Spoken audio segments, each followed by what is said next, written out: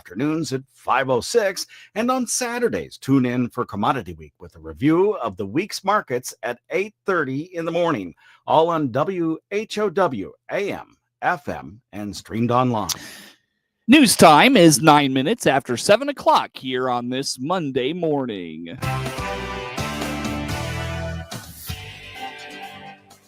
Top of the morning from the newsroom of Regional Radio and DeWittDailyNews.com. I'm Seth Lawrence with this expanded 7 o'clock newscast brought to you by Baum Chevrolet Buick in Clinton, your Silverado headquarters, and brought to you by Connexus, providing fiber internet to Clinton. Learn more at DeWittDailyNews.com.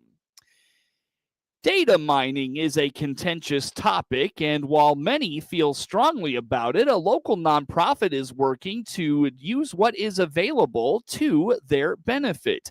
Executive Director of the DeWitt County Development Council, Kurt Homan, explains while they would be tracking the movement of people, they would hope to only receive the grouped data, not individual data, which would allow them to tell when most people are coming into the county and how long they stay and where they are traveling most often. It's something we've been looking at for some time, and essentially we would have access to cell phone or your data tracking through cell phones, and that's movement, people movement or cell phone movements. And so it's not individual information, just FYI. People get worried about that, but I can track a group of people. So for example, we talked about downtown revitalization. I can find out the number of people that are coming to our downtown, the zip codes that they're coming from or the areas that they're coming from, where they're stopping at, how much time they're spending there, and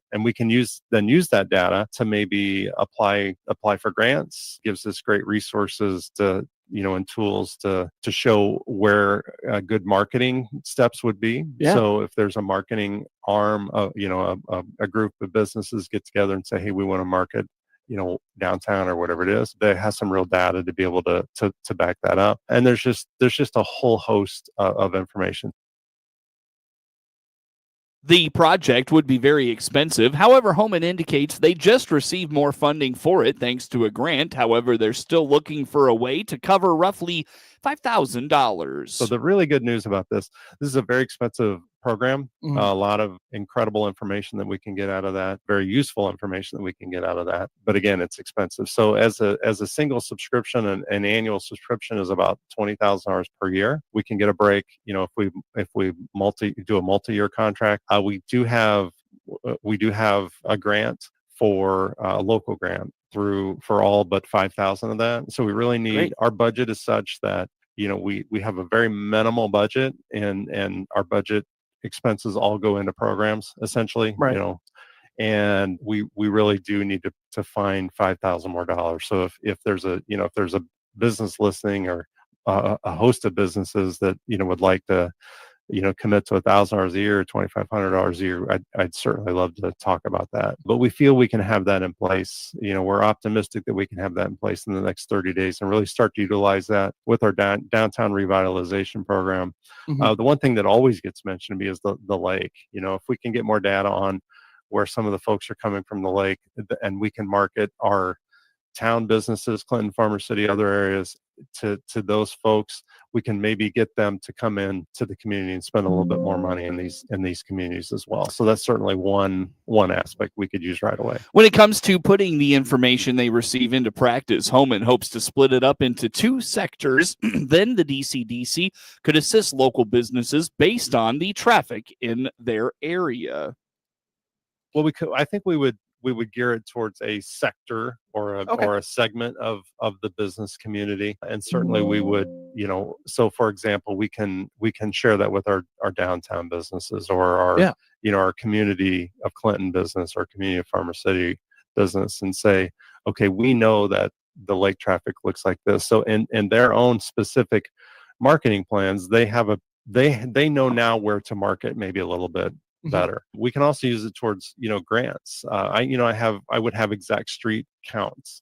So many times when we apply for a grant, they want to know the number of the people that drive by, so we would have that. We would have that information. So it could be a very good resource, certainly for grants. Someone wants to open up a franchise for example, and maybe the town doesn't normally qualify, we might be able to provide enough data in there that allows that company to okay a franchise in Right. Clinton or Farmer City or in DeWitt County. So there's a lot of potential aspects of that.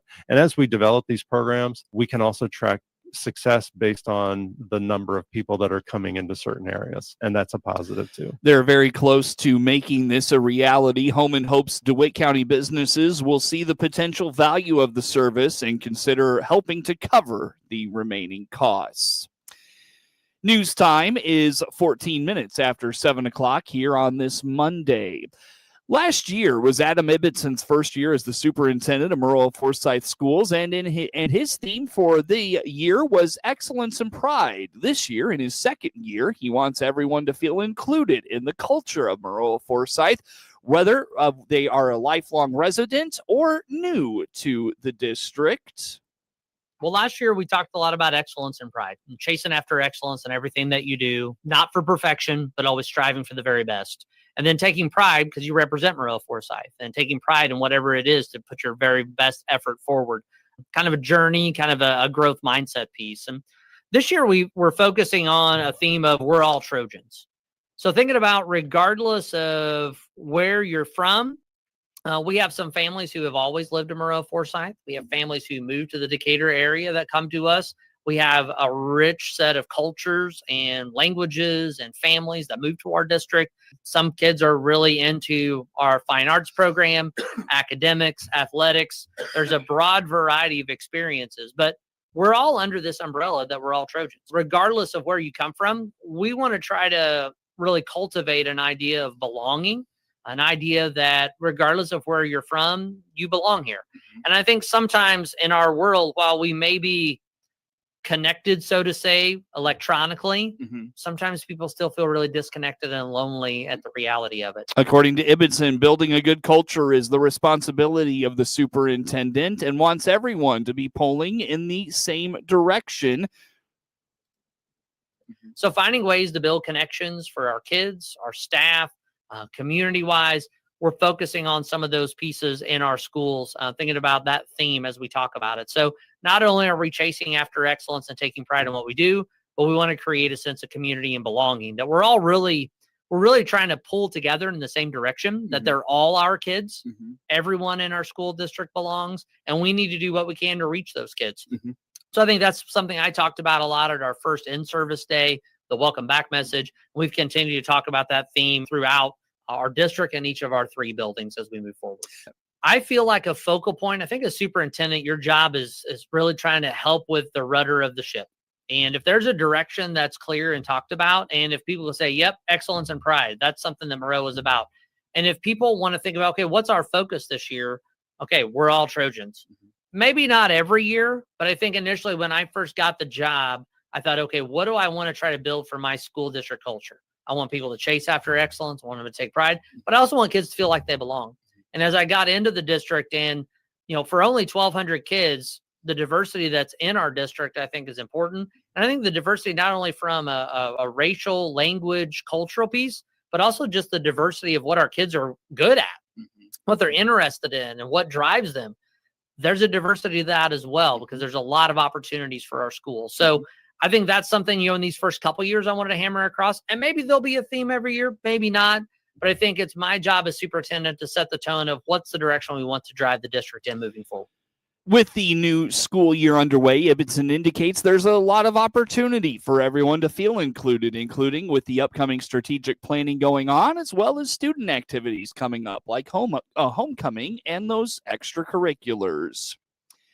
Social Security has added 13 new conditions to its compassionate allowances list. Those living with a serious medical condition know how crucial it is to receive timely support.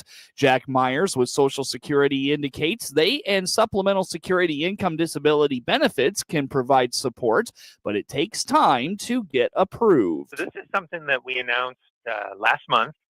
It's just basically a way that we can expedite certain disability claims. But I thought it was a good time to talk just a little bit about the process of applying for disability and what these new compassionate allowance conditions on the list mean. So Seth, for a person who is living with a serious medical condition, they know how crucial it is to receive timely support. And our disability benefits, whether it be the Social Security disability program or the Supplemental Security Income SSI disability program, these programs can provide financial support. But when you apply for them, it takes time to get your application approved. There's a process we have to go through. It takes a while for your disability application to be assigned to an adjudicator at the State Disability Determination Service that we use to make the medical decisions for us. They have to request and review your medical records. And then, like I said, that process all takes time. In July of this year, the average processing time was 220 days. And that's actually a pretty big improvement. That's the lowest it's been over the last year. It was at about 240 days at its highest point in the last year in January of 2025. So, like I said, it takes some time. It is a kind of a lengthy process to get approved. The compassionate allowances are Social Security's way of fast-tracking disability applications for those with the most severe health problems. Myers indicates if you have a condition that is on the list and you meet the non-medical requirements, your disability claim may be approved quicker than others. And that's where this compassionate allowance list comes into play. You might be wondering, so what is that? How does it help? Well, it's one of the ways that we can fast-track disability applications for people who have the most severe health problems. So if you have a condition that's on this compassionate allowance list and you meet all of our non-medical requirements, your disability claim can be approved much quicker than the others because there's just a lot less development that has to be done for it.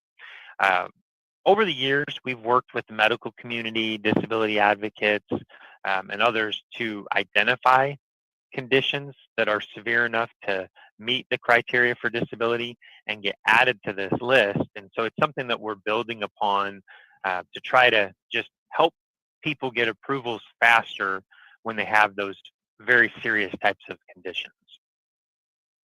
With the most recent addition of 13 new conditions to the CAL list, the list is now up to 300 total conditions. Myers points out many of these conditions have technical names. What we're trying to do is we're trying to identify the types of medical conditions that we know are severe enough to qualify a person for Social Security disability.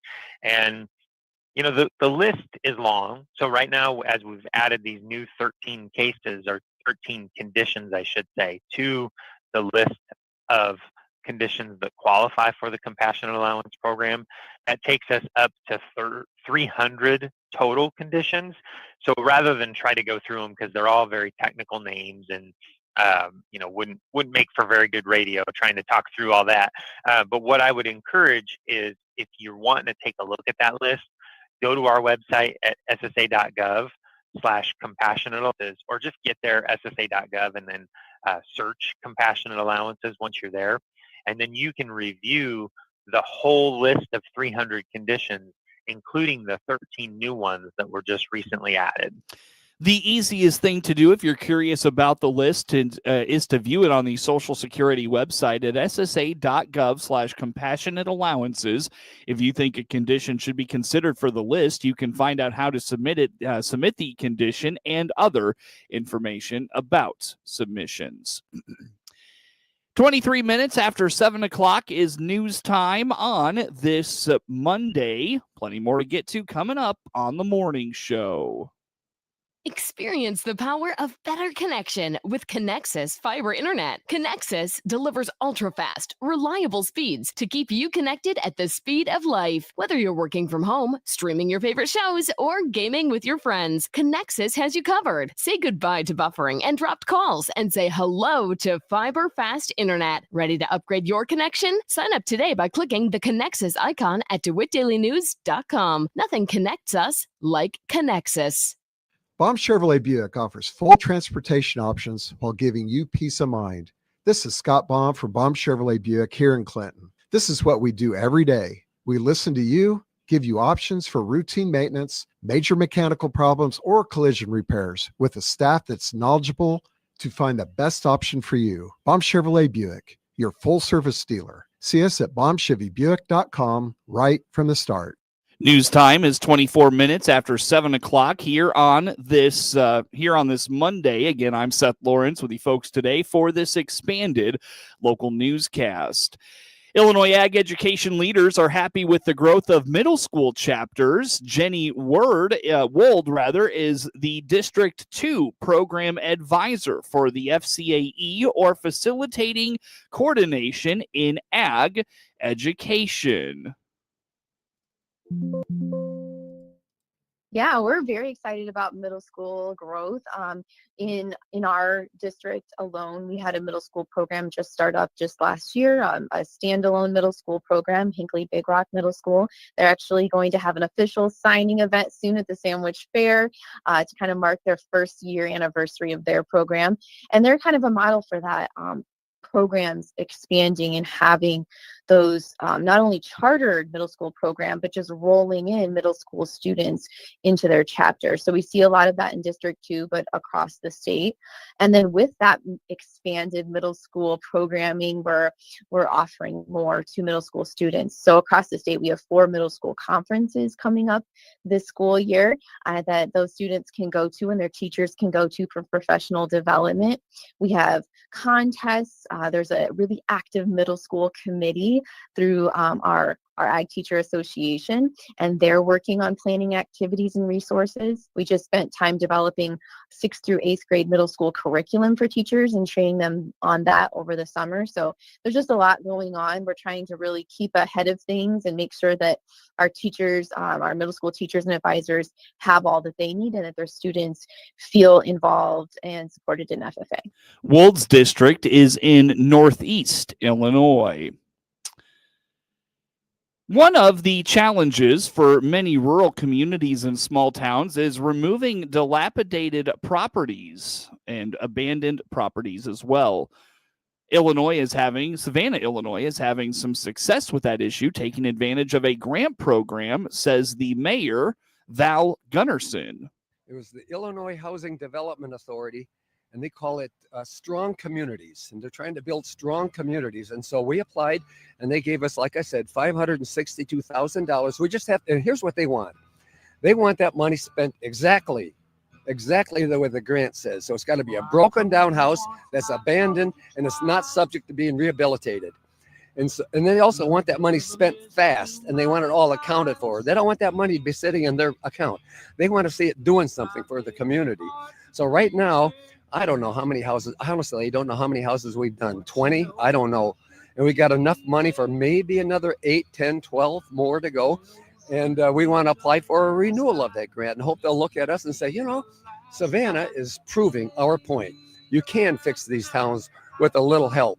Now, our companies that do the demolition, they have to face some economic reality too. It's open bidding, but they're not bidding sky high prices. And so most of these houses that we've removed for $15,000, $20,000, $25,000. Of course, you have to have an asbestos inspection. You have to make sure that the contractor disposes of the property or the refuse in the proper way, but it can be done. Savannah is located in Carroll County in Northwest Illinois. The last few months of the year are among the busiest for Christmas tree growers as they prepare their merchandise for the upcoming holiday season.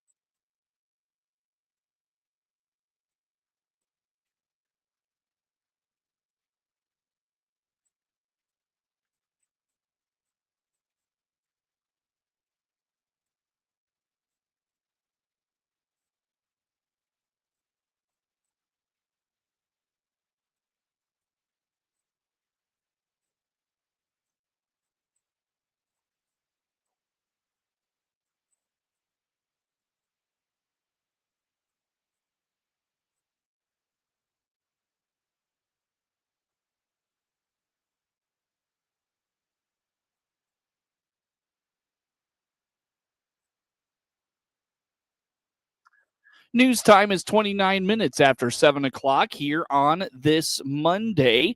Coverage of news today is brought to you by Baum Chevrolet Buick in Clinton, your Silverado headquarters, and brought to you by Connexus, providing fiber internet to Clinton. Learn more at DeWittDailyNews.com.